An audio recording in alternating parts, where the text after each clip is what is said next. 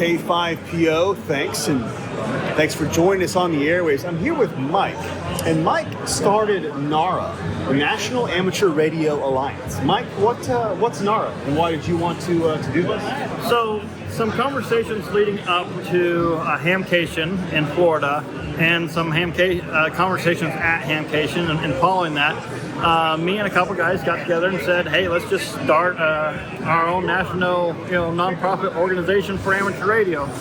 We see some gaps in the community that are not being filled, and we want to fill those gaps. So we're not an organization that's competing against the ARRL or anything like that. We're here to complement the ARRL, fill in some gaps, and really just enhance the amateur radio community in general is what we want to do. We want to enable the clubs and individuals on a local level to make an impact in their communities. So if a club contacts us and say, hey, we want to do this event, or we're having trouble recruiting people, what are some things you can do?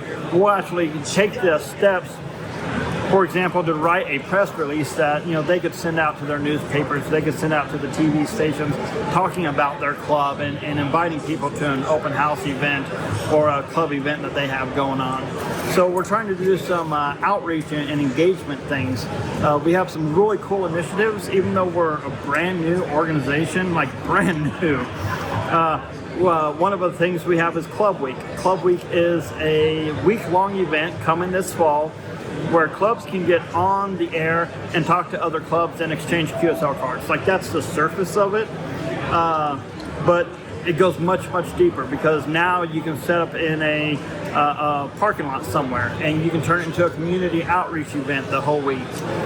You can get your new HF or your new technicians and your new licensees on the air on HF, and actually have them have conversations to help them get rid of that mic fright that a lot of people have, because we recommend a 3 to 7 minute QSO, so that you're actually talking to another club. It's not a quick exchange and then you're done and moving on to the next one. We want to kind of bring back some conversation to HF, bring back some rag tuning to HF, and get these clubs on the air.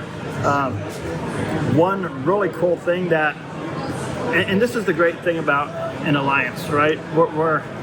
I'm rambling, but I'll keep rambling. Ramble on. That's.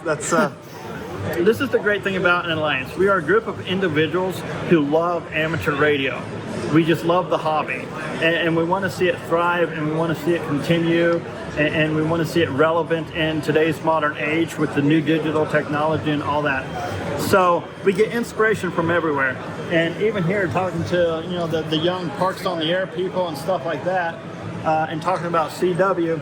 We decided that we're going to do a CW certificate. Now, a lot of people aren't going to qualify for this because it's a 2020 certificate. You have to be under 20 and proficient at 20 words per minute. So we're going to recognize these outstanding youth that are just out there like rocking it on CW. Yeah. Who are proficient at 20 words per minute. They're under 20. They can fill out an application. We'll send them a certificate. They'll get a little pin. And we're just going to recognize the youth. Well, it seems like the CW growth is actually in younger folks. Isn't that It seems like crazy? folks like my age, so I'm 43, are not getting into CW. There's the older operators, which tend to already be in CW, or already really some of our great CW operators. And the growth seems to be the younger operators, that in my observation. It is, and I think there was a generation that actually missed it, because the older generation, it was required.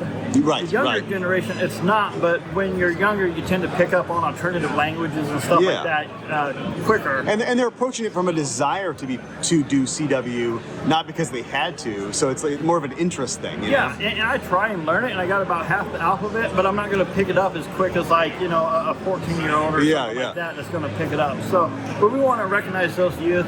Another initiative of ours is the Excellence in Amateur Radio Award.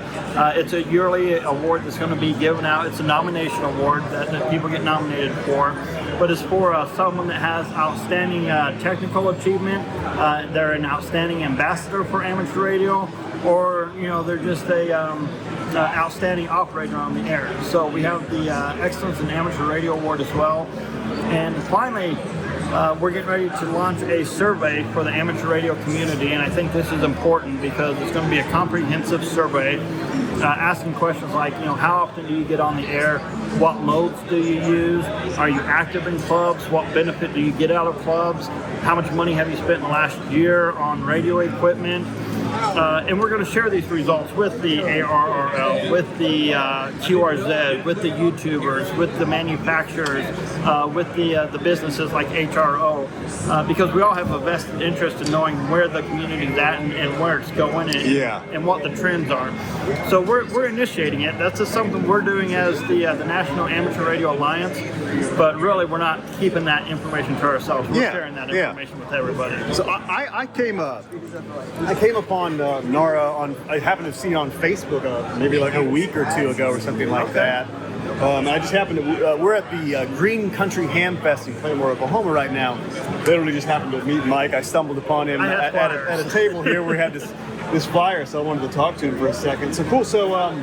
So someone is interested in the National Amateur Radio Alliance or NARA. Like, what do you? Where can they go? What can they do? We're trying to be social out there. We do have the Facebook page. We have a couple of Facebook groups. We have the Discord as well. But they can find links to all of those things on our website, which is usnara.org. usnara.org. And our email's on there too. So if someone has a question or someone has there's a club that needs a resource or something like that, they can definitely reach out for us. Even though we're a new organization, people may have some hesitancy, like, we'll just wait a year and see where they're at in a year or something like that. I'm also a member of the Winter Field Day Association. I write all the rules for. It's become a lot more popular lately, it seems like. Yeah. So Winter Field Day, we had record growth in like the logs turned in, the number of QSOs made.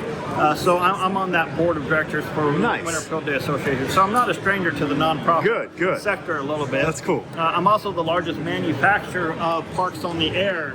I've seen your stuff over here. You got some Parks on the Air swag. And we've been doing reference material for ham radio operators for years, right? Like I create these little reference things that just help amateur radio operators out in the field.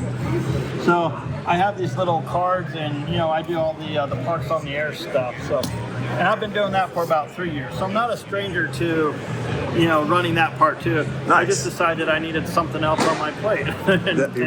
We all need at least 3 or 4 more hobbies. Yeah. Well, hey, Mike, it was a pleasure to meet you. I think just learned about this organization myself, but I think there's always room in the hobby for more people to talk about it, for more people to try to do something positive in a way that gets the word out about what amateur radio is, why it's fun, why it's useful as a hobby, why it's useful as a service. I mean, that's why I have a YouTube channel. Mostly my reason is just like, I want to show me doing ham radio and it being fun, and that's kind of my thing. I think it's just valuable to have that message and just talking about it out there. So it's cool. And we see it by the youth that are getting involved in it. If it wasn't fun, we wouldn't have youth involved in it. Yeah, So. no, that's great.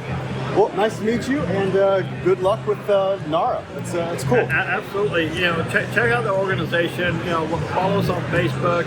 We actually have a complimentary membership until June 30th for the I don't want to say naysayers, but the people complimentary membership. Well, anything free to an amateur radio is at least for a limited time is well received. So if you're iffy on it, you can get the free membership. But really, it's when you sign up as a member and you support the bigger picture of us being able to go out there and travel and do some of the initiatives that we have. I mean, plaques cost money.